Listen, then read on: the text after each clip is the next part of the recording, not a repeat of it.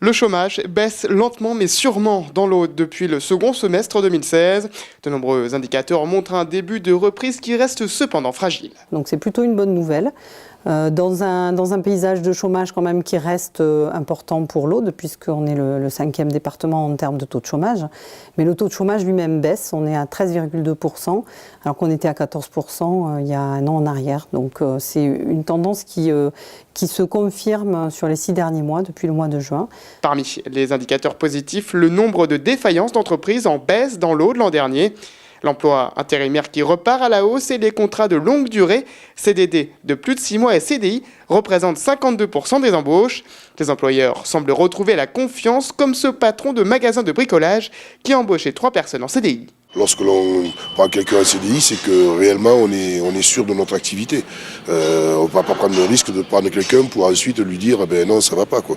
On ne peut pas mettre en danger tout le personnel pour des embauches inconsidérées, c'est obligatoire. On a eu des années difficiles par le passé et oui, l'année dernière un frémissement, cette année ça a l'air d'être bien reparti. Donc oui, j'espère que ça va continuer. C'est le secteur des services qui concentre la majorité des emplois dans le département. Suivent le commerce, la construction, l'industrie et l'agriculture. Mais la reprise profite surtout aux jeunes de moins de 25 ans.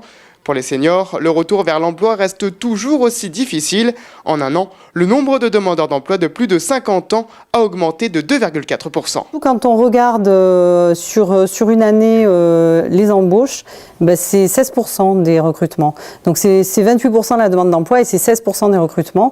Et du coup, en lien avec l'État, avec la Directe, on a une action spécifique particulière sur les seniors et notamment sur les contrats aidés, où on essaie au maximum de travailler sur favoriser les candidatures des seniors sur les contrats aidés notamment, et de proposer ces profils de gens qui ont des compétences et de l'expérience et qui peuvent être utiles aux entreprises. Avec une perspective de croissance de seulement 1,3% en 2017, la reprise durable semble compliquée.